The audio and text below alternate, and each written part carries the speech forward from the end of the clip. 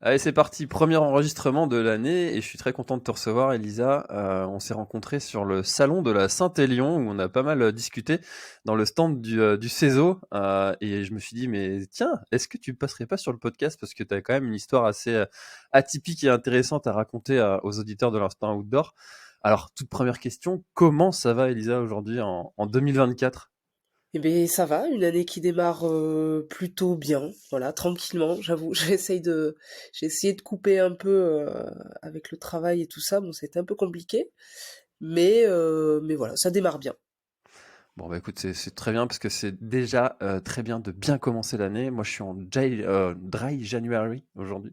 Ouais, pareil. À toi J'ai aussi? adopté ouais, j'ai adopté la tendance aussi, ouais. Ça fait pas de mal. Trop bien. Et alors, ça tient facilement là en ces 9 premiers jours? Oui, ça tient. Après, c'est vrai que on était en stage équipe de France là sur le week-end.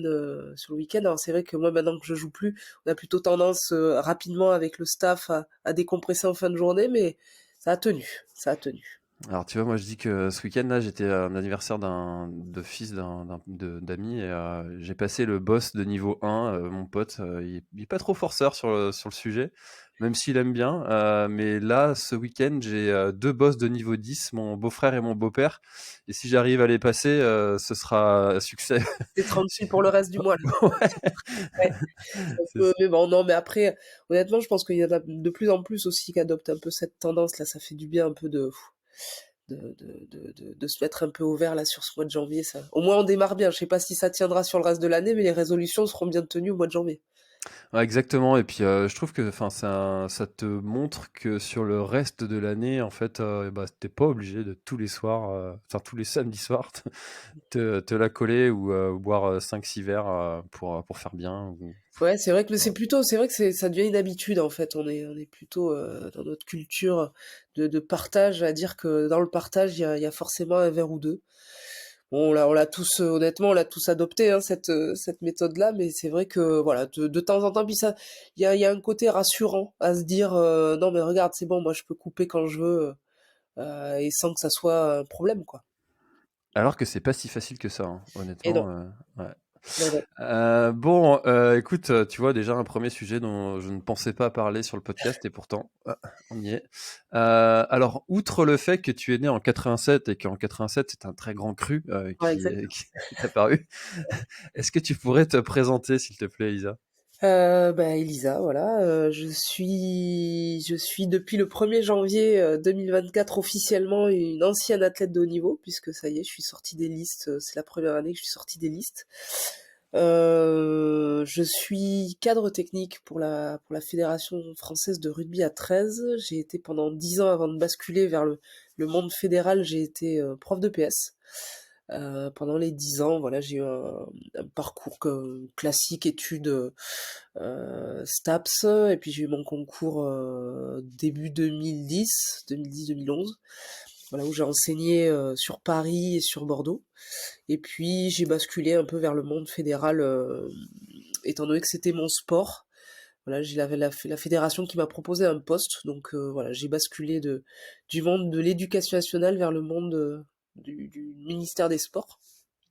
Et puis, tout en continuant en fait parallèlement une petite carrière d'athlète de haut niveau avec plusieurs, où je passais par plusieurs sports, mais je crois que c'est aussi comment dire, la vie et les rencontres en fait qui font qu'on change d'un sport à l'autre.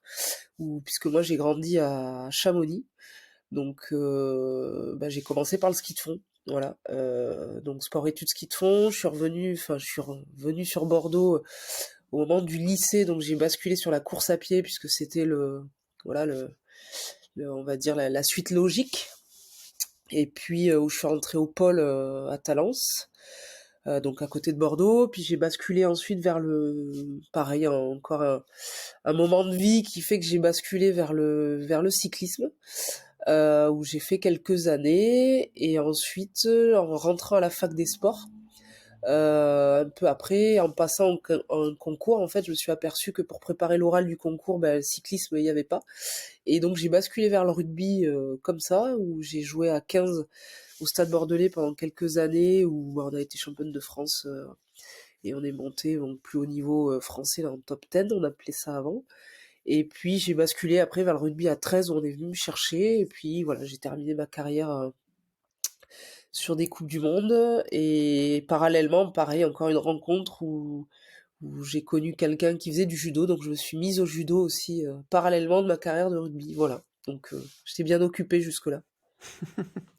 Alors, ça fait quoi de sortir des listes d'athlètes de haut niveau? C'est quelque chose qui a été, enfin, ça t'a fait un petit pincement au cœur un petit peu ou finalement c'est passé assez facilement? C'est honnêtement, c'est alors le pincement au cœur, non, non, là j'en ai pas eu là. Voilà, c'était en plus de ça, j'y ai pensé, j'y ai réfléchi juste avant de t'en parler. Voilà, je me suis dit, ah tiens, au fait, sous la douche tout à l'heure, je me suis dit, ah tiens, au fait, c'est vrai que ça y est, c'est fini. Non, j'ai eu une difficulté, oui, comme je pense beaucoup d'athlètes de haut niveau, à arrêter, en fait, à arrêter de jouer.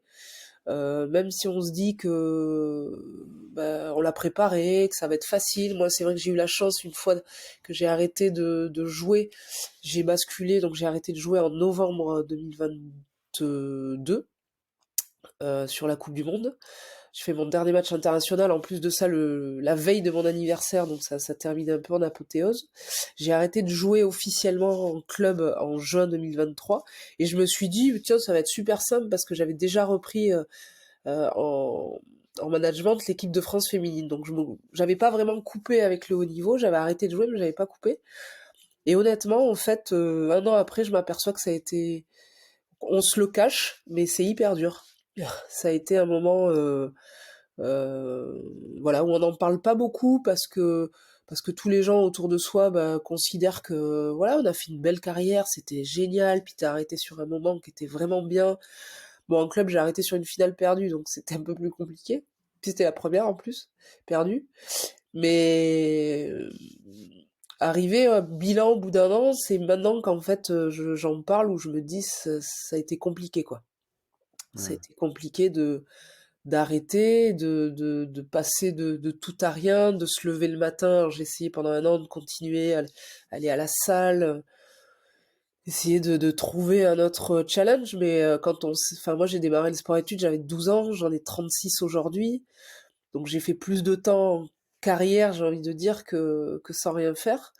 Et ben on se cherche des objectifs, quoi. On cherche des raisons d'aller à la salle, on cherche des raisons même de se lever le matin en se disant mais c'est quoi ma prochaine échéance? Bon, quand il y en a pas, du coup, on perd un peu les repères, quoi. Et c'est pas un moment facile à vivre, en fait. Vraiment. Et alors, tu disais que tu étais maintenant à la Fédé. Est-ce que justement la Fédé accompagne à ça, à la transition, à la reconversion? Alors, il y a beaucoup, aujourd'hui, beaucoup de fédérations, oui, qui accompagnent. Alors, nous, sur le rugby à 13, on est quand même un sport mineur, donc c'est vrai qu'on n'a pas forcément les moyens, mais c'est moi qui suis passé par là, honnêtement, c'est quelque chose qui est primordial de mettre en place au sein de toutes les fédés. Oui, il y a beaucoup de fédérations aujourd'hui et notamment de clubs, même les clubs déjà, quand on est club pro, il y a tout un pan justement avec des gens qui accompagnent sur la reconversion. J'en parlais justement avec Aurélien Rougerie, qui lui s'occupe de ça à la SM, notamment de ça, pas que de ça, mais et qui voilà, qui propose des formations déjà pour les joueurs qui sont toujours en carrière, mais qui vont arrêter dans un an ou deux, qui aident à la transition. Alors aider à la formation, trouver ce qui va motiver ensuite un athlète par la suite, c'est une chose. L'accompagner, et c'est le projet, je crois, qui va être porté au Centre de droit et d'économie du sport par Jérémy Clément, qui est un ancien footballeur de Saint-Étienne et du PSG, qui me disait que lui, justement, il voulait monter quelque chose là-dessus, quoi, parce qu'il a vécu aussi. Et alors, on accompagne souvent les sportifs 6 mois avant. Voilà. Quand la carrière, on le sait, l'athlète a annoncé la fin de sa carrière, là, on va d'un coup, il va y avoir des choses autour de lui. Mais je pense que c'est trop tard. 6 mois, c'est trop tard. Je pense qu'il faut préparer les choses 2 ans avant. C'est ce qu'a fait pareil notre copine, la Siraba Dembélé, qui a arrêté en handball et qui a préparé sa sortie 2 ans avant elle. Et qui le vit pas trop mal pour le moment.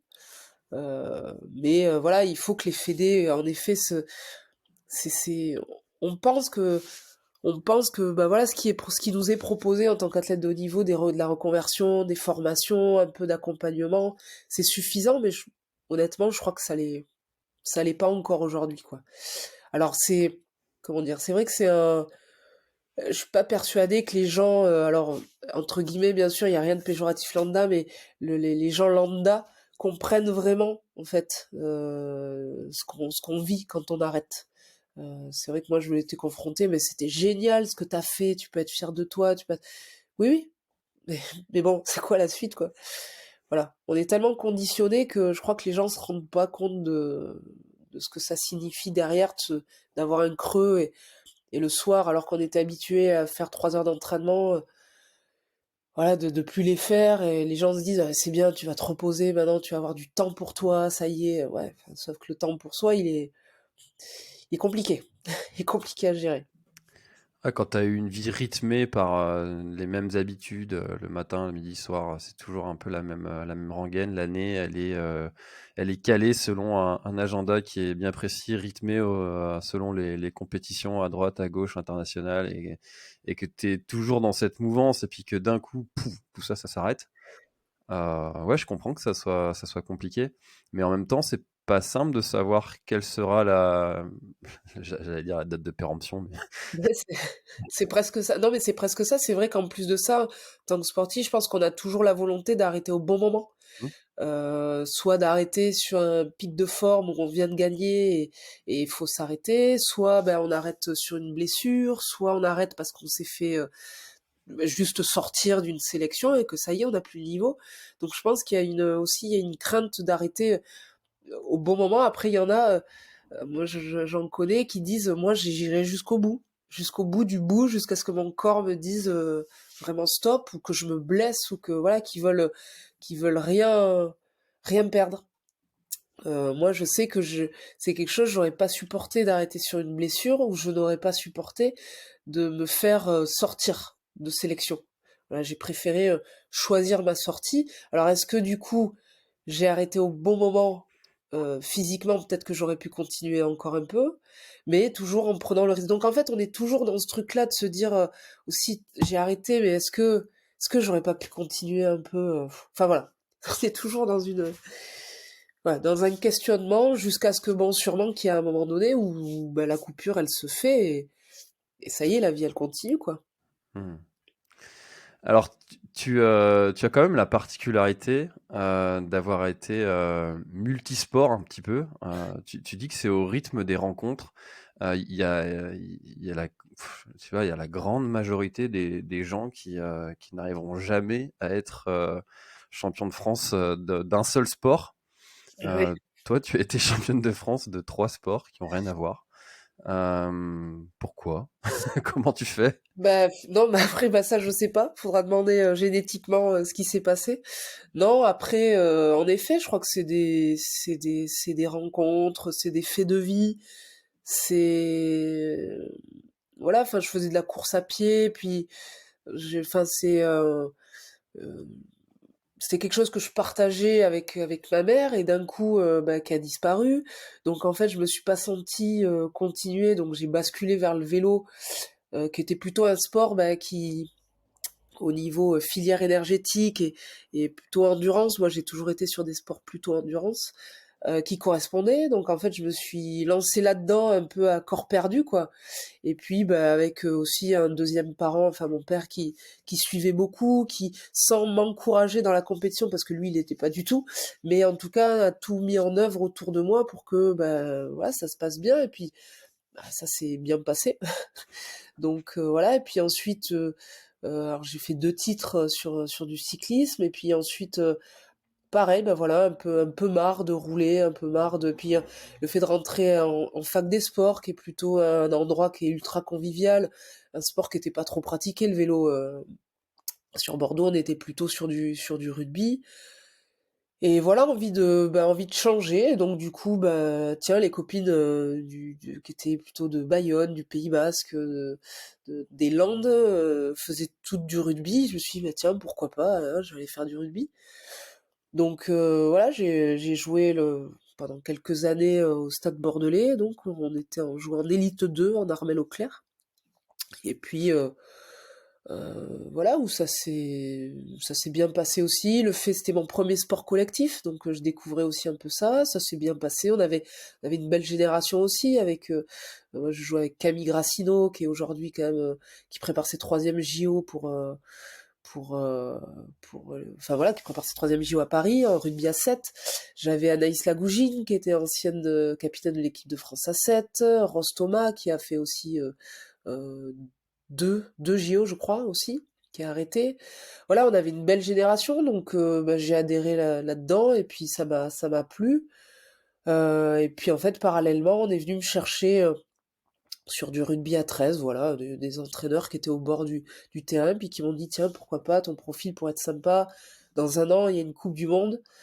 En sachant que j'avais fait une ou deux sélections à 15 et que sur l'équipe de France et que bon, j'étais barré un peu, enfin barré. On était en concurrence avec Jessie Trémoulière, qui a été élue meilleure joueuse du monde il y a quelques années, et avec un club moi sur le Stade Bordelais qui me faisait pas jouer au poste où bon voilà.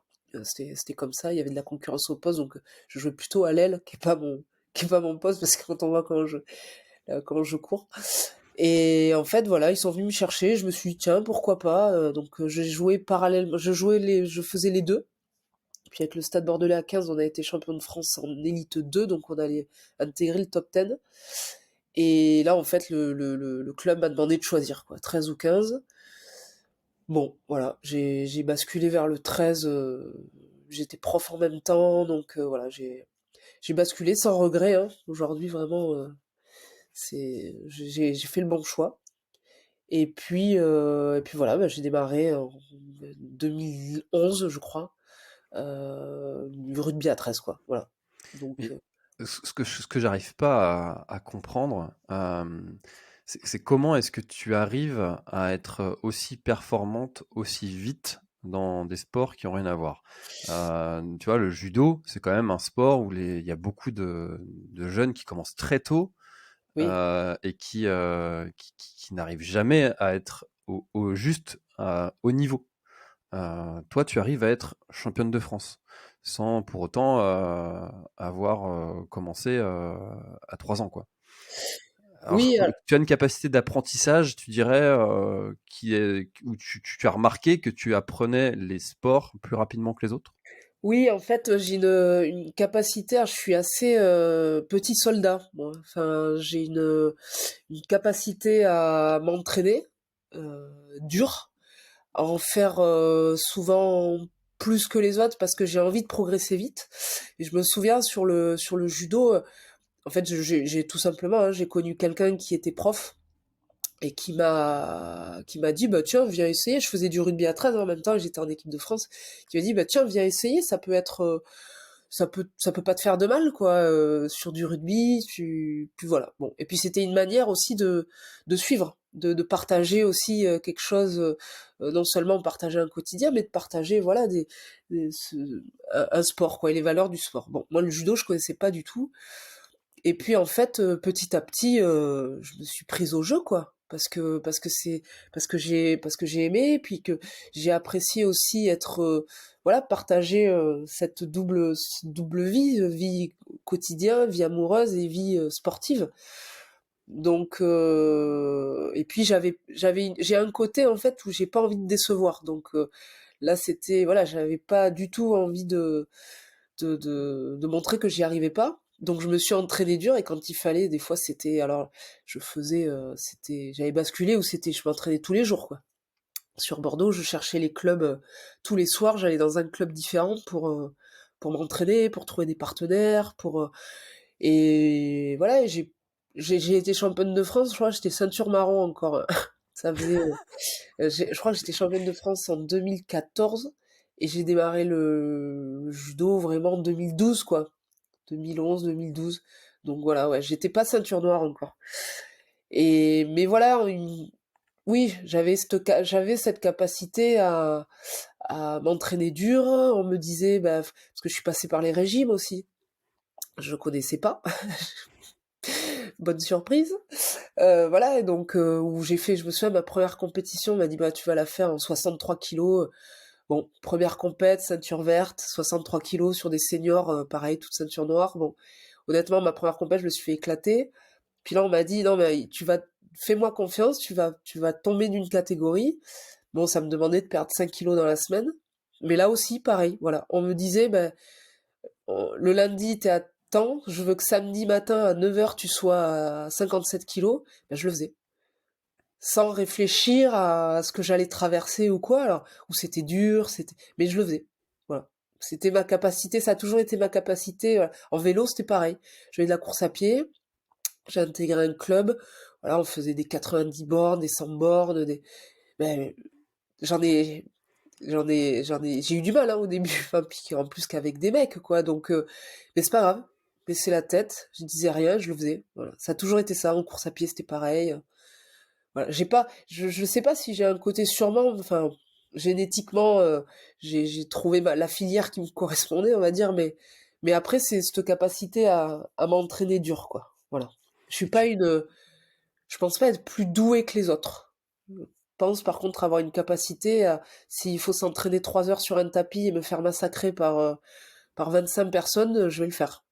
Parce que je sais que derrière ça paiera, quoi. tu dirais que c'est un trait de caractère dans ceux qui réussissent, entre guillemets réussite, hein, ou qui ont des titres, qui se retrouvent et qui se reproduit à chaque fois ou pas Ah, bah, forcément?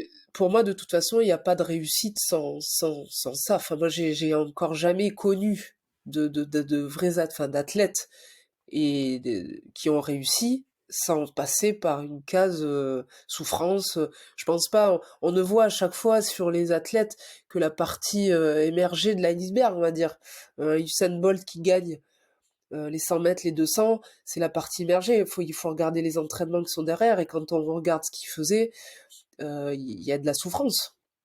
Il y a de la souffrance et il y a une capacité d'entraînement qui est sûrement peut-être, alors génétiquement, ça, on n'y peut rien. Mais il y a une capacité d'entraînement qui est souvent supérieure à la normale.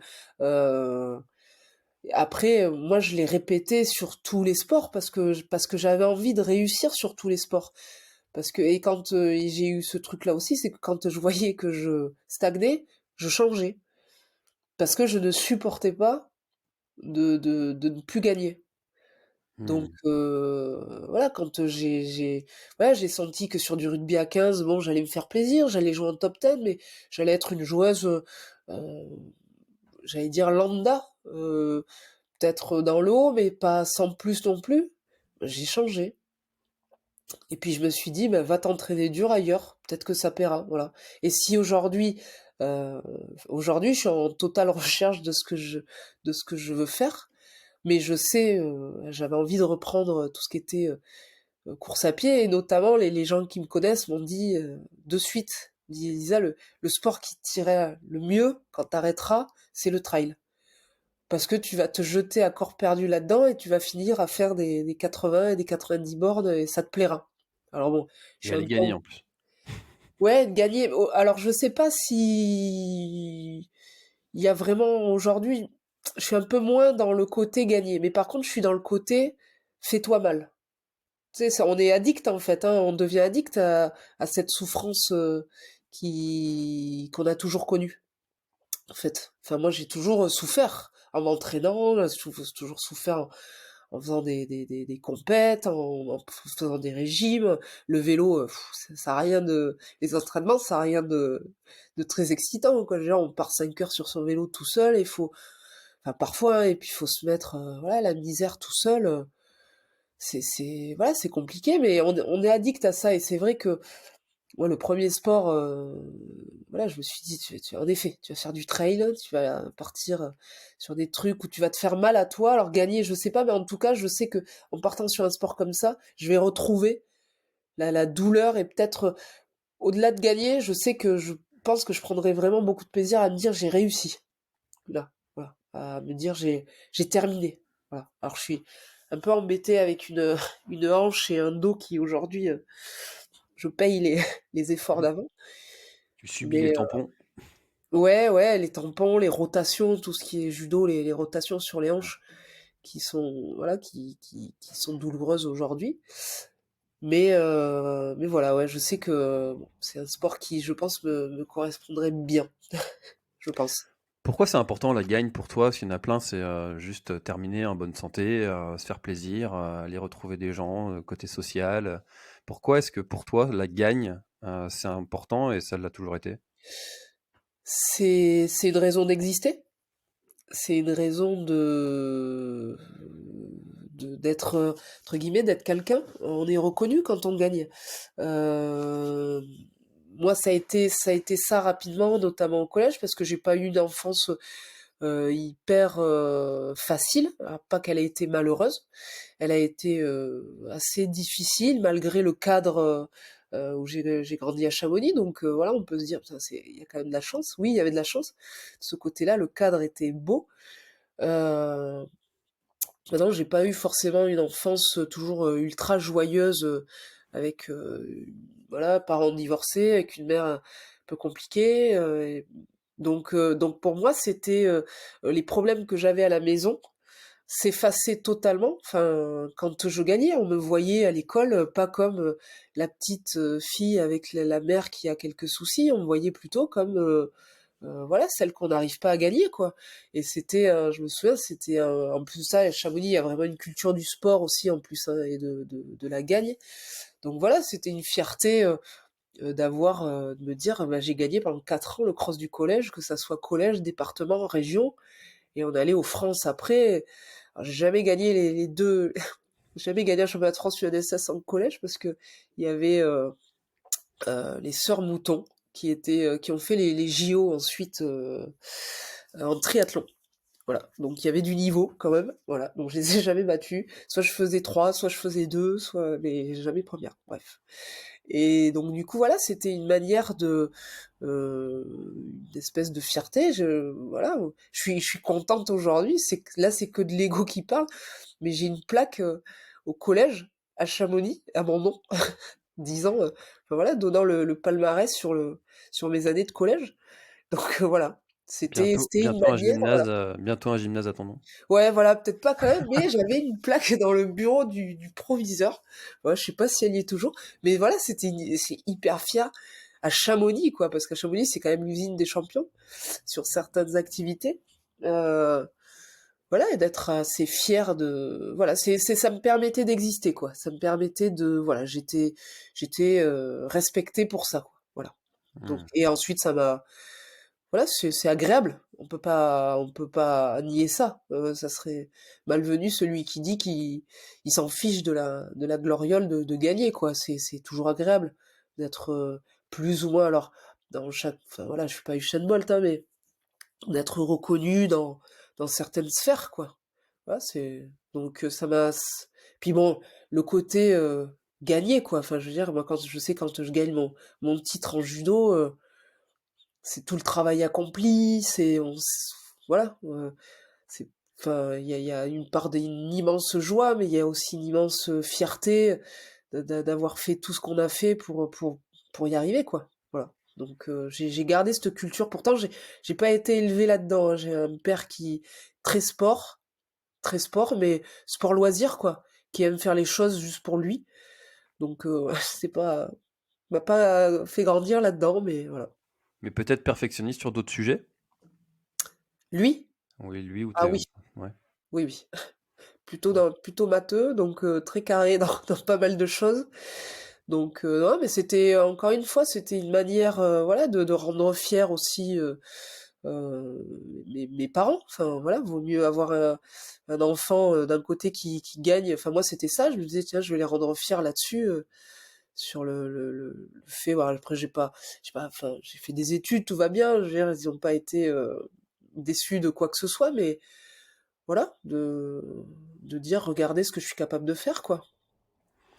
Et en plus, tu faisais tout ça, enfin, tu as eu tous ces titres en continuant de travailler parce que tu ne vis pas de tout ça. Et non. Et oui, oui, il fallait. Moi, c'était la condition. Alors, mon père m'avait toujours dit si tu veux faire du tennis ou du golf et que t'es doué là-dedans, promis, tu arrêteras tes études. Sinon, tu continues. Voilà, donc parce qu'en effet, on a jamais. Moi, j'ai jamais gagné ma vie avec les sports que j'ai fait. Donc, obligation de travailler à côté, enfin d'avoir un métier. Donc, après j'ai fait des études dans le sport, donc il y avait aussi un côté facile à pratiquer et à continuer un cursus. Voilà, les gens qui m'entouraient étaient quasiment tous dans le même trip, donc sans forcément faire du sport de haut niveau, mais tout le monde jouait les week-ends ou pratiquait son sport. Et on avait des super athlètes aussi en STAPS, donc ça a plutôt été facile, voilà. Et puis même quand j'ai été prof, comme j'étais sur les listes d'athlètes de haut niveau, c'est vrai que l'éducation nationale quand même reconnaît les statuts. Et j'ai longtemps travaillé par exemple la moitié, mi-temps sportif. Alors on est payé pareil, mais on travaille que la moitié du temps.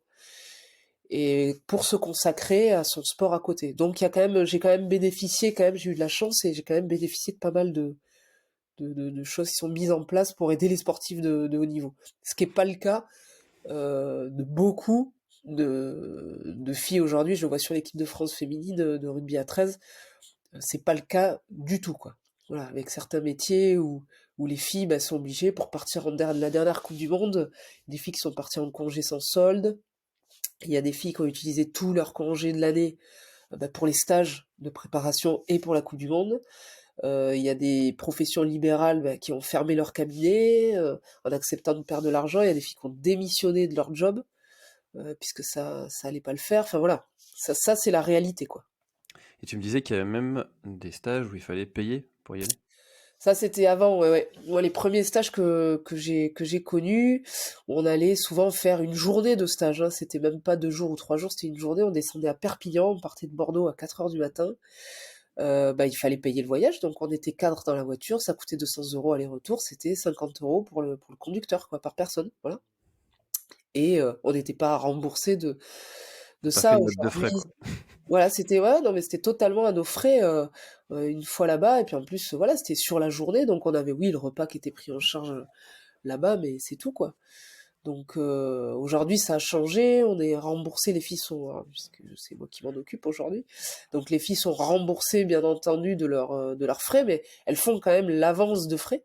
Euh, mais les filles sont remboursées dans la semaine, elles envoient leurs frais, leurs kilomètres, et voilà. Et ensuite, quand on est en match officiel, quand on est en semaine de match ou qu'on a des échéances internationales, les filles sont payées. Elles ont des IJ, des indemnités journalières. Alors c'est à hauteur de 40 €, hein. Donc je veux dire, pour des joueuses qui sont, par exemple, on est cabinet dans une qui a arrêté mais qui était podologue, 40 € par jour, ça couvre pas ses frais, quoi. Mais c'est déjà beaucoup mieux que ce que ça n'était il y a quelques années, quoi.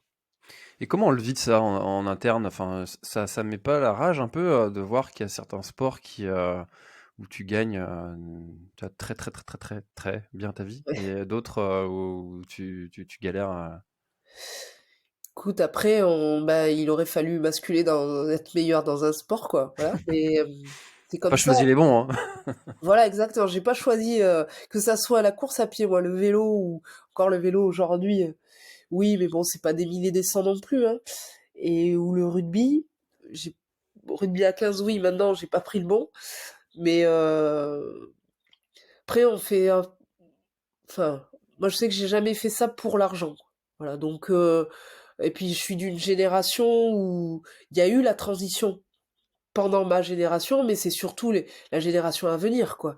Où là, les choses ont quand même changé et il faudrait pas qu'il y ait de retour en arrière sur certains sports, mais où, voilà, c'est aux filles maintenant aussi de revendiquer certaines choses. Moi, j'ai vécu la transition justement de tout payer à être défrayé, et voire même payé. Maintenant, on s'est battu pour ça. Moi, je me souviens une des Coupes du Monde, en 2013, ils nous envoyaient, puis au dernier moment, ils nous ont dit, ah, il reste 500 € à payer par personne. Et là, je me suis dit, mais si on accepte, alors que la première Coupe du Monde que les filles avaient faite en 2008, en Australie, elles avaient payé leur billet. C'est les filles qui s'étaient payé leur billet. Donc en fait, c'est même plus une sélection équipe de France, c'était à qui pouvait payer le billet, quoi. Donc, et en fait, en 2013, en suivant, Incroyable. on nous dit, voilà, vous partez, oui, mais 500 € par personne. Et je me souviens aller voir l'ensemble des joueuses et leur dire, si on craque là-dessus, on craquera toujours. En fait, on est déjà en train de se payer des trajets. Alors, en plus de ça, quand ils me l'ont annoncé, je me souviendrai toujours, c'était à Avignon. Donc, j'avais fait un Bordeaux-Avignon pour m'entendre dire que j'allais partir, mais qu'il allait falloir payer. Déjà que le Bordeaux-Avignon, je l'avais payé de ma poche. Donc, et en fait, je me souviens de dire au manager à ce moment-là sur le terrain, bah, puisque c'est ça, on partira pas. L'équipe de France, alors il y avait une ou deux joueuses qui étaient pas d'accord, mais noyées dans la masse, dire on partira pas. Et ben faites ce que vous voulez. Et moi j'irai expliquer à la télé pourquoi on part pas.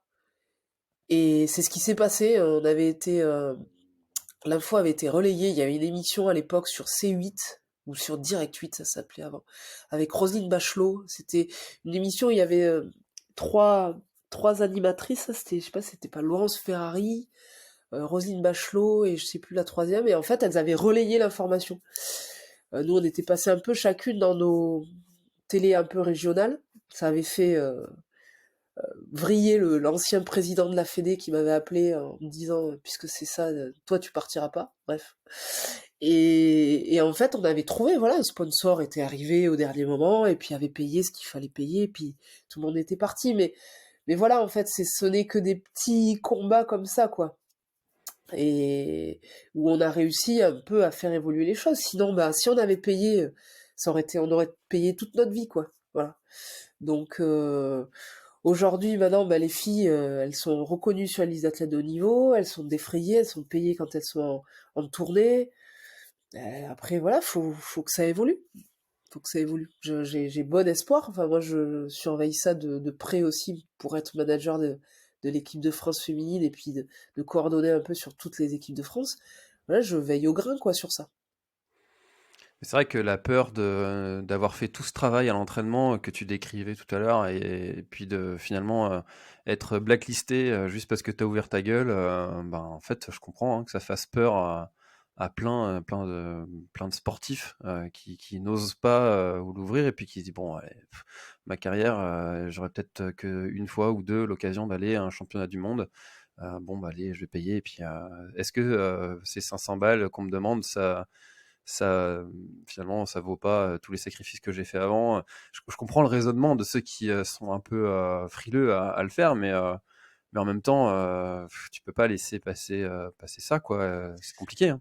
C'est tout le... Oui, oui, En effet, quand on s'est préparé, puis en plus, alors nous, c'était une Coupe du Monde, mais quand on a encore des athlètes qui se préparent pour les JO, et c'est galère pour eux, quoi. Et en fait, ben, t'as des sacrifices à faire, en effet, notamment sur l'argent, les choses comme ça, où tu te dis, ben, attends, je peux pas me priver d'une échéance comme ça et d'une chance de vivre ça. Après, bah, enfin, genre ça, je le juge pas du tout parce que c'est vrai que quand on est dedans, moi, si quand je dis au manager, bah, puisque c'est ça, on part pas, c'est coup de poker, quoi. Parce que s'ils me disent, bon, ben, ok, c'est acté, vous partez pas, ah, j'aurais pas été bien, là, quand même, hein. J'aurais pas été bien. Donc voilà, c'est coup de poker, ça a marché dans notre sens, et tant mieux. Mais oui, mais il y a plein d'athlètes qui renoncent à plein de choses et qui baissent la tête juste pour vivre ce qu'ils ont à vivre. Tant pis, tant pis.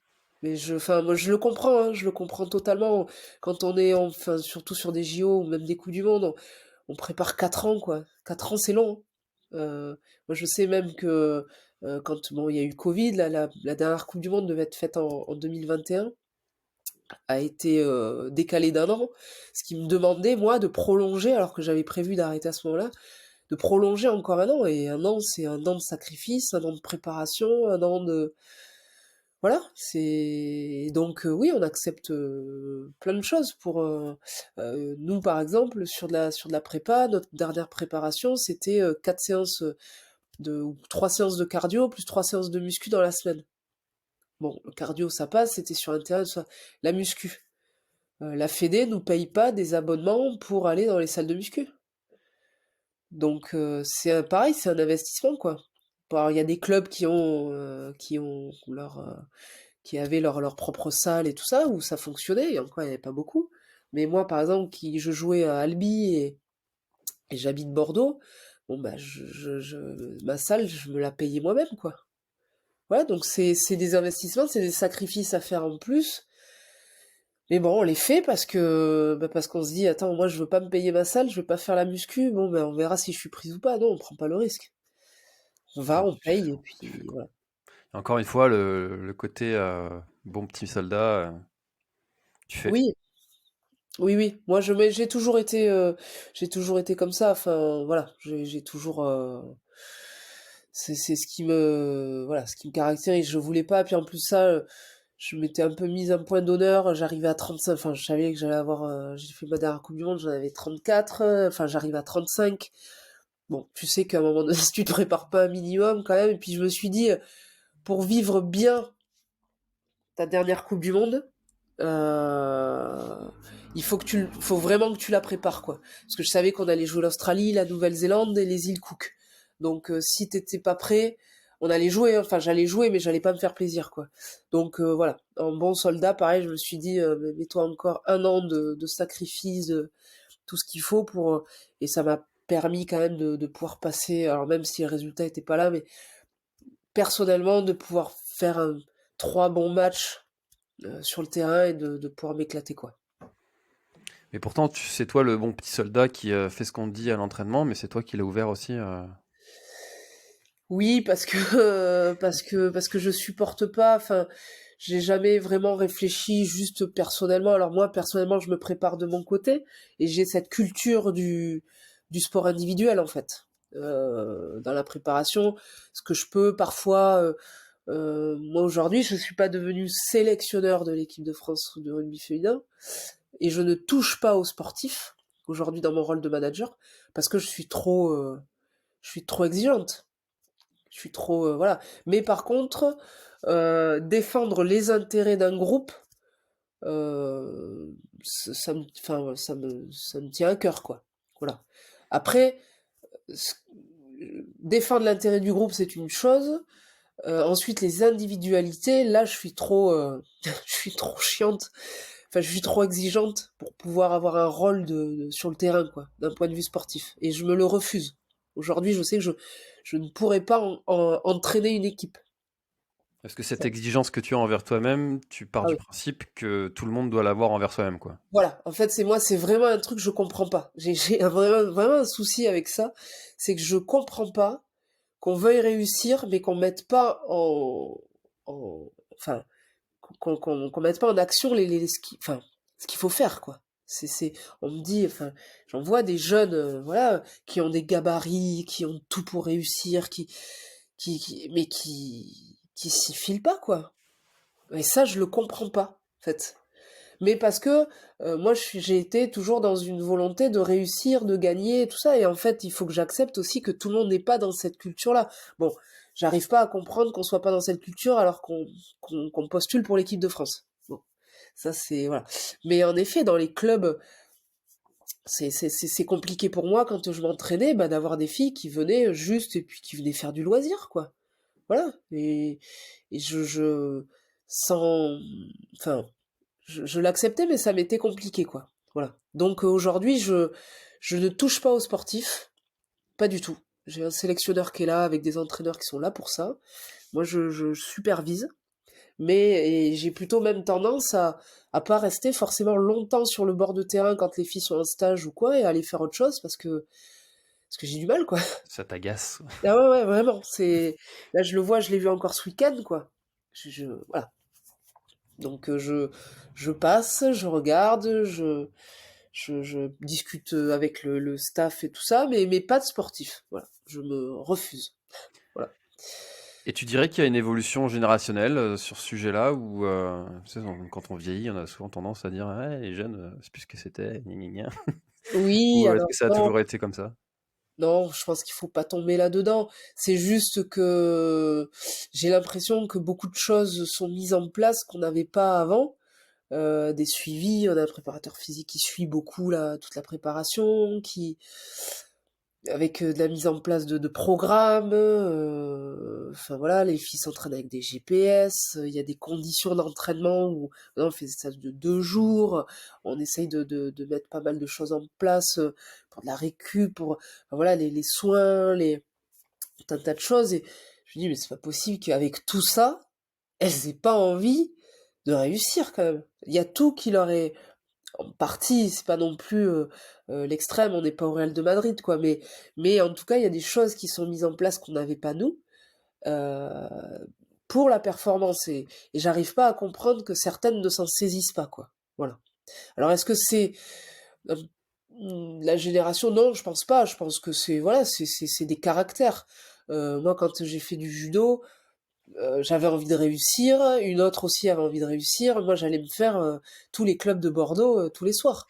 Lundi soir, c'était à tel endroit, mardi soir, c'était à tel endroit, pour souffrir, pour trouver des partenaires, pour apprendre d'autres choses, pour combattre, voilà, pour me faire mal. Et quand il fallait perdre 5 kilos dans la semaine, c'était 5 kilos dans la semaine, quoi. Et je démarrais le lundi, le mercredi, j'étais au poids, quoi. Et ensuite, ouais, j'en faisais un peu plus pour pouvoir manger. Enfin, bon, il y avait tout un système, mais voilà, j'étais exigeante envers moi-même et je voyais pas si j'avais envie de réussir, comment on ne pouvait pas l'être. Voilà. Mais Tu me l'as expliqué ça, comment tu faisais pendant le salon là, tu me l'as expliqué comment tu faisais pour perdre justement ces ouais, kilos. Est-ce que tu peux le raconter, s'il te plaît? ouf, c'était pas, c'était pas des bons moments. Oui, bah après c'est chacun a un peu ses méthodes. Il y en a qui perdent sur 2 semaines, 3 semaines quand ils savent qu'ils ont la compétition. Bon, moi j'avais plus que de l'eau à perdre. J'avais déjà une masse grasse qui était faible. Et donc du coup, bah voilà, il fallait que je perde de l'eau. Donc en fait, je démarrais le lundi et puis je m'entraînais ou j'allais courir avec Kawe, ouais, tout ce qui des couches et des couches et des couches. Et puis bah, j'évitais de manger parce qu'en fait c'était pas compliqué. Hein. Si j'avais 5 kilos à perdre, j'allais courir, j'en perdais deux et demi. Bon, il m'en manquait encore deux et demi. Mais donc du coup, je pouvais pas reboire parce que si je buvais enfin un litre, c'était 1 kilo de repris quoi. Ça fonctionnait vraiment comme ça. Et puis alors le corps est vraiment, j'en étais à la fin où quand je mangeais un œuf que je pesais, il faisait 100 grammes. Je me montais sur la balance après avoir mangé, j'avais vraiment repris 100 grammes quoi. C'était vraiment au gramme près. Donc bah, je m'entraînais en kawaii, je buvais pas. Euh, donc du coup, bah, c'était moins manger. Donc c'était souvent qu'une tranche de jambon pour la journée ou un œuf pour la journée ou voilà. Et ensuite, bah, je m'amusais pour éviter comment dire, la sensation de soif. Elle y était de toute façon dès le début. Elle y est dès qu'on commence un entraînement et qu'on peut pas boire. Voilà. Mais je prenais des glaçons. Parce que du coup, les glaçons, c'était une quantité d'eau, en fait, qui était ultra raisonnable. Mais du coup, qui restait, bah, je suçais le glaçon et ça me permettait pendant 2-3 minutes, d'avoir l'impression d'avoir la bouche humidifiée, quoi. Mais c'était l'enfer, quoi, parce on arrive le samedi, ou même le vendredi, la moindre pub qui passait à la télé, quand de lait ou de coca alors que moi j'en bois pas, je suis pas fan de toutes ces boissons sucrées, mais j'en pouvais plus quoi. À regarder ça à la télé, même un verre de lait me faisait envie quoi. Et c'était donc j'allais m'entraîner quand j'étais dans la douche, c'était limite s'il fallait pas qu'on me surveille dans la douche parce que j'aurais bu l'eau de la douche quoi. Voilà, le jet qu'on se fait passer sur le visage, on en prend dans la bouche, ben faut être capable de se dire je la recrache, je l'avale pas. Donc c'était voilà, on se lave les dents 10 fois dans la journée parce qu'on est en fait on est comme une bonne gueule de bois quoi. Alors pas forcément avec la tête qui tourne et l'aspect malade, mais la sensation de bouche pâteuse, mal à la tête, et puis cette sensation d'avoir soif, enfin la sensation pardon d'avoir faim n'est rien comparé à la soif. Moi, le vendredi, même le jeudi, si on m'avait demandé qu'est-ce que tu veux, et puis c'était souvent le cas en plus, de me dire Mais tu pourrais manger une tranche de jambon. Ah, j'avais pas envie de manger une tranche de jambon, j'avais envie de boire un verre d'eau. C'était la faim, c'était rien. À côté, c'était peanuts. Voilà, c'était. Mais alors l'eau, c'était terrible. Et ça arrivait 4 ou 5 fois dans l'année, quoi. Ah, j'allais te demander combien c'était de fois. 4 ou 5 fois, parce qu'en fait, quand on se qualifie, par exemple, si on fait les départements dans une catégorie, qu'on est qualifié aux régions, on peut pas changer de catégorie. On peut pas se dire, bah tiens, je suis qualifié aux régions et j'y vais dans la catégorie au-dessus. Donc, une fois qu'on est dans une caté, on reste dans sa catégorie, quoi. Donc, bah, ça demande de, voilà. J'avais même une fois, pour dire, mais on tombe dans des extrêmes, hein, j'ai même une fois où j'avais le ver solitaire. Et en fait, j'avais une compétition. Limite, j'avais fait exprès de pas l'enlever, enfin de pas prendre les cachets pour l'enlever, pour continuer à maigrir. Enfin, du moins pour pas reprendre de poids. Donc non, non, mais c'est des trucs de fou. Enfin, je veux dire, on est dans un truc où, mais on en devient fou, quoi. On en devient fou. Et on dit bien de toute façon que en judo, le premier combat, c'est la balance, hein. Moi, j'en ai vu. Alors, je suis jamais arrivé avec ça, mais on en voit qui le matin de la compétition sont encore en train de courir. Sont encore en train de courir et certains, moi ça m'est arrivé ça, où bah, on est obligé d'attendre la fin de la pesée pour se peser nu, parce que bah, la brassière ou la culotte ou quoi, bah, c'est 100 grammes de plus. Et qu'on n'est pas, on peut pas se permettre 100 grammes. On est vraiment, moi j'ai connu des 57,1, et à 57,1 ça passe pas. Donc bah, ce qu'on fait, on va aux toilettes, voilà, et puis au bout d'un moment, bah, on enlève la brassière, quoi. On enlève la culotte. Et on se pèse nu, quoi, pour qu'il n'y ait plus rien. Voilà. Et là, ça passe 57,0. Et là, c'est bon. Donc non, non, c'est des trucs de malade. Et quand on est en compétition, sur des grosses compètes, enfin, notamment des championnats de France et tout ça, le problème, c'est que tout le monde est comme ça, quoi. Tout le monde est dans cette logique. Donc tu regardes les visages de tout le monde, c'est un massacre. Le matin, tout le monde est couleur carton, fatigué, tu vois les cernes vraiment sur le visage de tout le monde. Ceux qui sont encore en train de courir à côté, capuche, kawaii, kimono par-dessus pour...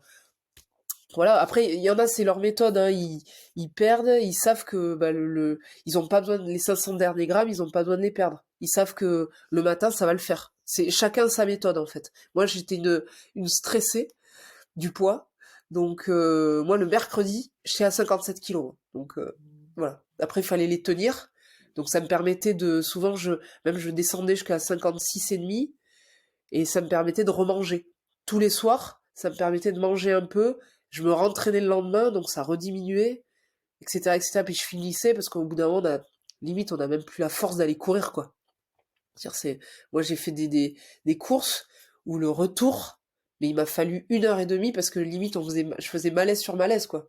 Alors tu t'arrêtes, t'as la tête qui tourne et tout ça, t'as plus la force du tout pour marcher, alors tu t'arrêtes, t'attends un peu, tu repars, mais elle est loin à la maison. Mais donc je finissais au sauna, mais bon c'est pareil au sauna, quand on a plus que 300 grammes à perdre, le corps il veut même plus transpirer, quoi.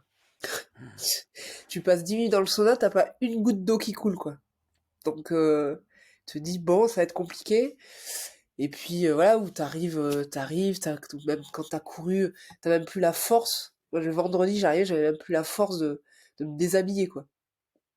Donc, t'arrives, tu te mets à côté du canapé. Limite, bah là, moi, ça m'est arrivé aussi tu pleures toutes les larmes de ton corps, parce que t'en peux plus. Moralement, t'en peux plus. Physiquement, t'en peux plus. Donc, on t'aide à te déshabiller. Et tu te pèses, bon, tu te dis, là, j'ai quand même perdu 1 kilo alors que j'avais 100 grammes à perdre, j'ai réussi à en perdre un, donc dans ta tête, tu te dis, voilà, je vais pouvoir manger un œuf et une tranche de jambon et un mini yaourt, c'est la fête. Puis bon, ben voilà, allez, tu te dis, c'est pas grave, c'est comme ça, puis tu repars dans ce que tu t'es fixé, dans ton objectif, et puis tu dis, allez, ça va tenir, et puis voilà, je n'ai jamais démarré un régime que j'ai pas fini. Voilà, j'ai eu la chance. Il y en a plein hein, qui craquent, hein, qui craque et qui laisse tomber. C'était le cas pendant un moment là, que je connais un peu, Amandine Bouchard, qui est sélectionnée là pour les JO en judo, qui était en 48. Sauf que c'est une 52 kilos et ça lui demandait, déjà pour 52, elle perd du poids. Et donc, voilà, et elle craquait. Des fois, sur les compétitions, elle n'y était pas parce qu'elle était pas au poids, quoi. Donc, voilà, non, c'est un moment, mais c'est un moment, comment dire, particulier, mais c'est un moment où t'apprends beaucoup sur toi, parce que t'es en difficulté avec toi-même, en fait. T'es en difficulté physique et t'es en difficulté morale. Et c'est toi-même qui t'es mis dans cette position-là. Donc, et on apprend beaucoup là-dessus. Et je peux t'assurer qu'une fois que t'as vécu ça, aller t'entraîner, te faire 3 séances de cardio et 3 séances de muscu dans la semaine pour faire une prépa Coupe du Monde à côté, toi, tu peux y aller tranquille, quoi. Voilà. Ça Ce qui m'impressionne, c'est, on parle beaucoup de nutrition pour avoir un pic de forme, un pic d'énergie euh, vraiment important au bon moment. Et puis là, tu dis, ben, tout le monde arrive à la compétition complètement éclaté, quoi, parce que on n'a pas mangé. Et comment tu fais pour en même temps être au pic de forme et avoir toute l'énergie nécessaire pour tout donner, mais en même temps, si tout le monde est comme ça, Malheureusement, oui, tu l'as pas. Tu l'as pas. Et en fait, moi, je l'ai vécu enfin, différemment à chaque fois parce que d'une, tu l'as pas. Tout le monde est comme ça, comme tu dis, voilà. Donc en fait, souvent entre ta pesée et ton premier combat, t'as 1 heure. T'as l'impression, alors tu t'es préparé à une plâtrée de pâtes ou de riz, de trucs, de dire ah là là, le matin, t'as eu vraiment, t'es fait plaisir à préparer ça. Franchement, dans l'heure, si tu manges 2 cuillères, c'est le max parce qu'en fait, ton estomac, il veut pas. Il est tellement redevenu petit, tu lui as tellement rien donné dans la semaine qu'il veut pas, en fait, emmagasiner ce que tu veux lui donner. Donc, j'avais réfléchi avec une pote qui était médecin, justement pour, pareil, pour la réhydratation. T'as beau, c'est pareil, l'eau, ça passe pas. Une fois que t'as bu 2 gorgées d'eau, en fait, voilà, ça marche pas. Et moi, je me souviens que j'avais eu, alors, on avait réfléchi ensemble avec ma pote sur des compléments pour réhydrater de façon très rapide. Donc elle m'avait conseillé pas mal de compléments, de choses comme ça, à prendre, à mettre dans la bouteille, à boire ça le plus rapidement possible. Enfin bon bref, voilà, tout un tas de trucs. Mais par exemple, moi, euh, mes reins se remettaient à fonctionner que le lendemain.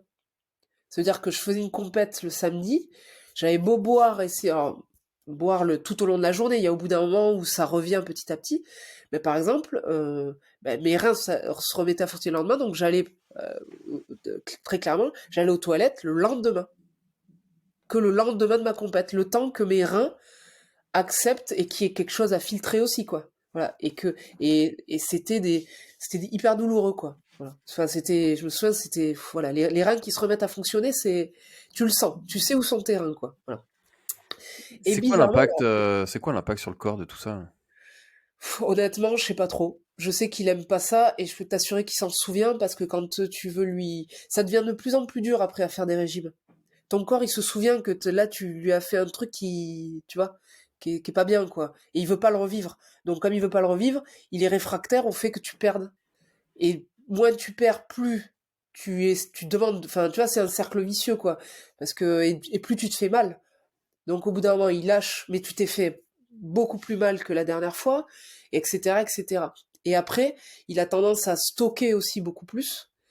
Et ben là, tu vois, une fois qu'on arrête le sport, ben là, c'est là qu'il est en train là, mon corps, il est en train de me dire, même si ma tête, par moment, veut faire des choses, mon corps, il me dit, mais t'as vu ce que tu m'as fait subir là pendant 20 ans? Et tu crois que je vais te laisser faire maintenant comme tu veux? Enfin voilà, toi, il y a cette sensation-là. Mais bizarrement aussi, alors c'est vrai quand on recombat, on a des crampes. Enfin moi j'ai fait des combats, voilà, t'as la tête qui tourne, t'as des crampes qui viennent, mais tout le monde est dans le même cas. Et en fait, enfin après tu vas l'appuyer, voilà, tu vas l'appuyer, hein, ton énergie, t'as envie de gagner, t'as envie de, bref, voilà. Mais moi ça m'est arrivé de faire une compète le matin et un match de rugby l'après-midi. Et donc de perdre et tout ça, de faire ma compète. Mais l'après-midi, en plus c'était un match international, je jouais contre les Anglaises, un club anglais, mais j'ai jamais été aussi en forme. Pourquoi? Je sais pas pourquoi. Je me sentais bah, légère, forcément, j'ai 5 kilos en moins à traîner. Mais hyper, je sais pas, alors c'était sûrement dans la tête, tu vois, où j'étais libérée aussi de ma compète du matin, avec les effets. de quelqu'un qui a maigri, enfin voilà. Et en fait, mais je me souviens du match que j'avais fait, enfin voilà quoi, et j'étais hyper bien quoi. Alors tu vois, je suis pas moi très euh, je suis pas très nutrition, je suis pas très moi quand on te dit il faut boire 2 litres d'eau par jour, j'ai jamais bu 2 litres d'eau par jour dans ma vie. Quand je bois 3 verres d'eau dans la journée, 4 c'est le max. La nutrition, moi j'ai jamais suivi tu vois, vraiment enfin jamais été suivi au point de vue nutritionnel. Je n'ai jamais eu de grosses blessures. Je me suis jamais fait les croisés, j'ai jamais eu d'épaule, jamais eu des blessures classiques de main, de nez, je veux dire, qui correspondent au sport, mais jamais de grosses blessures. Jamais. Et j'avais l'impression, à 34 ans, quand j'ai arrêté, d'être bien plus en forme que la plupart des jeunes, quoi. Donc après, tu vois, j'ai pas de, moi, j'ai toujours mené toute ma carrière sans jamais suivre les règles, quoi. Quand je m'entraînais tous les jours au judo, quand j'avais envie de faire la fête, je faisais la fête. Quand j'avais envie de, enfin, tu vois, je me suis jamais rien refusé, quoi. Donc, pour ça, je suis pas de bon conseil, moi. Tu vois, les gens qui se disent, ah non, mais attends, mais moi, je dors 8 heures par nuit. Là, le soir, je mange ça, truc. Ouais, ouais, d'accord, ok, ouais. Mais fais surtout ce qui te correspond à toi, en fait. Tu Ouais, vois, ça rassure aussi ceux qui font ça. ouais, mais moi j'estime vraiment, et je pense que j'aurais pas pu faire tout ce que j'ai fait si j'avais été limitée, contrainte. Tu vois, si sur certains aspects j'avais été, moi j'ai vécu vraiment ma carrière sportive sans, voilà, ça a toujours été cool quoi. Au-delà de m'entraîner dur, d'être dans cette recherche de perf, je me suis toujours fait plaisir. En T'as pas fait, l'impression d'avoir fait de sacrifice. non, non, à part les régimes au judo, c'est tout. Derrière, je finissais mon régime, je finissais ma compète, le midi, j'étais au resto, quoi. Alors, ça passait pas beaucoup et tout ça, mais j'étais au resto avec une bouteille de vin, quoi. Qu'est-ce que, tu vois? Et je décompressais le dimanche et le lundi, bah ouais, je me remettais à l'entraînement. Mais si le lundi soir, j'avais envie d'aller boire un verre, ben, j'allais boire un verre. Mais je m'étais entraîné avant, hein. Et si j'avais fait des excès et que le mardi, j'étais mal, pas d'excuse, quand même, j'allais m'entraîner avant. Mais je me refusais rien, quoi. Et j'ai toujours été, tu vois, sans, enfin, j'en vois qui sont malheureux, si tu veux, dans leur prépa.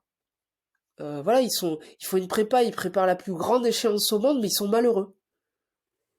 Voilà. Alors, c'est comme ça que ça leur convient, sûrement. Mais moi, c'est pas comme ça que je le voyais, quoi. Alors, c'est peut-être aussi pour ça que eux font une prépa JO et que moi, j'en ai jamais faite, hein. Mais voilà,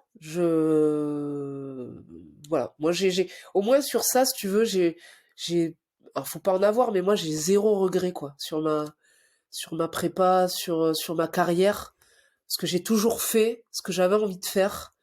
Et je l'ai fait toujours avec plaisir, quoi. Donc, je pense que ça, c'est vraiment, des gens qui arrêtent leur carrière et qui finissent aigris parce que, tu vois, toute leur carrière a été que contrainte, enfin voilà, voilà, j'ai du mal avec Et ça. si t'avais quand même une chose que tu pouvais changer, modifier, améliorer, ce serait quoi? Euh, je serais, non, j'allais dire, je serais peut-être resté sur du rugby à 15 pour avoir une carrière un peu plus étoffée, on va dire. Mais Prestigieuse? prestigieuse, ouais, peut-être. Moi, j'ai un gros complexe en fait avec. Je suis très admirative des gens qui ont réussi dans leur sport. Tu sais, qui ont démarré, comme tu disais, jeunes, qui s'y sont filés sur leur sport toute leur carrière et qui arrivent à faire des championnats du monde, des championnats d'Europe, des JO, des choses comme ça. Je suis très admirative moi de ça. Plus que de moi qui ai fait plein de sports quoi, tu vois.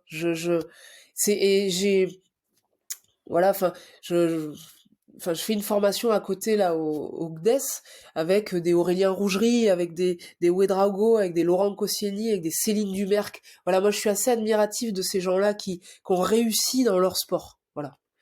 Donc voilà, c'est mon seul, on va dire regret de peut-être pas avoir trouvé mon sport. Voilà, quand j'écoute la personne avec qui j'étais, qui m'a fait démarrer le judo, il me disait, mais si t'avais démarré jeune, t'aurais une vraie carrière en judo, quoi. Alors peut-être, peut-être pas, hein, j'en sais rien, mais voilà, ce regret-là, de ne pas avoir réussi, peut-être à trouver mon sport. J'en ai trouvé plusieurs, mais voilà, c'est tout. Mais après, bon, je me suis quand même bien éclatée dans tout ce que j'ai fait, quoi. Ah, si en 2 ans, tu as réussi à être championne de France en étant ceinture marron, on peut se douter qu'il avait peut-être un peu raison, mais... Oui, oui, bien sûr, oui, oui, c'est sûr. Après, tu sais, ça se trouve, ce que j'ai fait là, en démarrant à 5 ans, je l'aurais peut-être pas fait. Hmm. J'en sais rien. C'est peut-être aussi l'expérience de sport passé Le parcours. qui, voilà, Hmm. qui m'a permis d'avoir une capacité à m'entraîner, d'accepter de redémarrer de zéro. Parce que redémarrer de zéro, j'avais 25 ans, hein. Tu vois, ou 23 ans, quoi. Donc démarrer un sport aussi technique que ça à 23 ans, tu vois, mais j'avais pas de complexe, j'avais pas d'ego. Je me suis pas dit, attends, je vais pas démarrer du judo à 23 ans où je vais me faire déboîter par des gamins de 15 ans, quoi. Parce que c'était le cas au début, je veux dire, voilà. J'avais pas d'ego, voilà, sûrement parce que j'étais passé par d'autres sports aussi. J'avais redémarré déjà à zéro.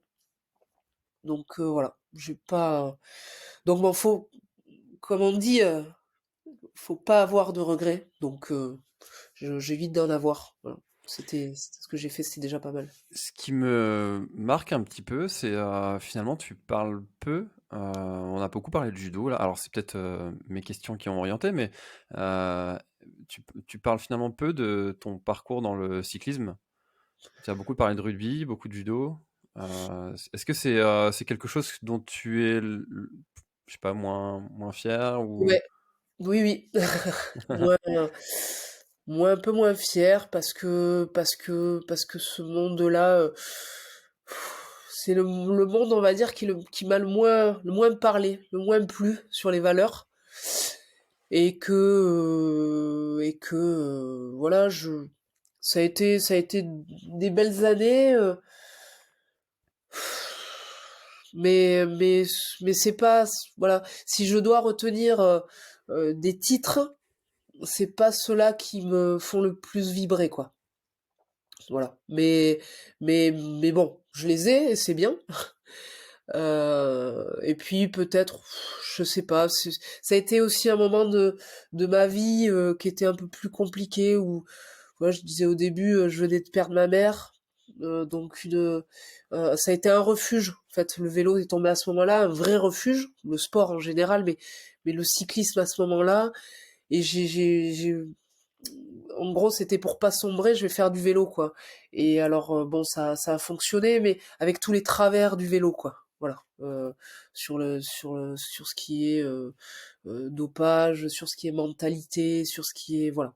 Donc c'est pas la meilleure période. Et enfin, j'ai repris un peu, puisque je me cherche, hein, mais j'ai repris un peu le vélo justement cet été, puisqu'avec ma hanche douteuse et mon dos, le vélo, c'est quand même un sport où justement, j'ai pas de douleur, puisque je porte pas mon poids.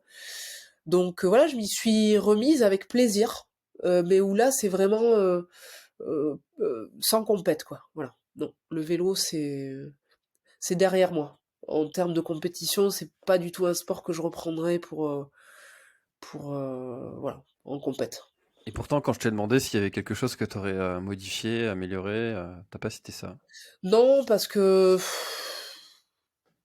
non, non, non, mais comme je dis, j'essaye de vivre en me disant pas de regrets. Voilà. Donc ça a été, je l'ai fait et j'ai vécu des bons moments aussi sur le vélo. Attention, tout n'a pas été noir, mais voilà, à l'arrivée, est-ce que les moments un peu, enfin pas top, ont pas été un peu plus grands que les moments top? Voilà, je changerai pas parce que ce qui parce que ce sport est quand même un sport qui est dur. Et qui demande quand même quand on est tout seul sur son vélo, enfin voilà, c'est compliqué, donc qui m'a amené des choses pour la suite, dans ma capacité, encore une fois, d'être capable de m'entraîner dur. C'est vrai que quand j'ai fini le vélo, je suis passée au rugby. Quand les entraînements se finissaient, dans ma tête, je disais, ah, quand est-ce qu'on commence, quoi? parce que voilà. Mais donc du coup, ça m'a amené, voilà, c'est toujours cette culture de de la dureté, quoi. Voilà. Mais donc pour ça, je changerai pas. Mais voilà, si on me demandait, tu vois, c'est quoi ton meilleur titre, enfin quel est le meilleur souvenir dans le sport, je citerai pas un moment de vélo. Et tu citerais quoi alors? Voilà, des titres de championne de France. Le judo a été particulier quand même parce que je me voyais pas là. Quand je voyais, enfin voilà, c'est en plus de ça, le judo ça a cette particularité, tu sais, c'est je refais la même journée, je gagne pas. Je recombats les mêmes filles, je gagne pas. Je refais pas championne de France. Tu sais, c'est toujours cet instant-là. Donc il a ce côté instant magique, le judo. Donc honnêtement, je pense que c'est le premier type. Il était partagé. J'avais la personne avec qui je vivais sur la chaise qui me coachait. Hmm. Si tu veux, c'était voilà ce partage-là. Et après, quand même, des titres de championne de France de rugby à 13. Et tous, honnêtement, parce qu'ils sont tous top. Le dernier, parce que je venais de changer de club. Et quand j'ai eu le nez creux, j'ai choisi le bon club. Mais, euh, mais voilà, enfin, peut-être le judo en priorité. Allez. Hmm. Eh ben écoute Elisa, on a réalisé je trouve un très bel épisode. Merci beaucoup d'avoir participé. Je termine toujours les échanges avec les invités en posant toujours un peu la même question. Oui. Est-ce qu'il y a quelque chose dont on n'a pas parlé et que tu aurais aimé ajouter à notre échange pour le clôturer?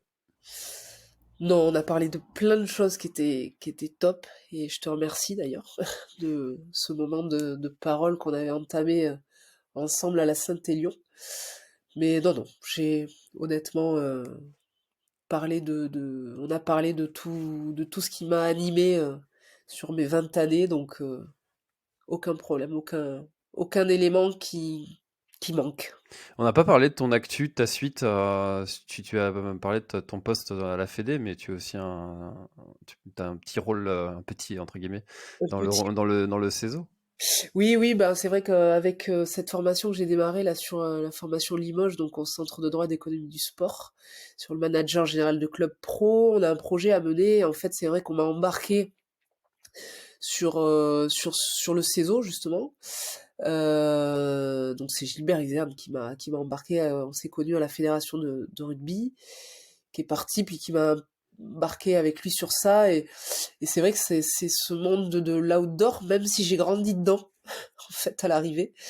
Je le connaissais pas plus que ça, et je suis voilà, aujourd'hui j'accompagne avec mes moyens le CESO, et on verra la suite. Alors c'est vrai que j'ai ce double, je fais ça sur mon temps libre, donc j'ai ce double emploi, on va dire, sur le rugby à 13 et là-dedans. Je sais pas où ça me mènera, mais en tout cas le sujet est passionnant, et donc j'ai 2 années là de formation, 2 années à suivre ce collectif qui pour plus tard, on ne sait pas, continuer avec eux par la suite.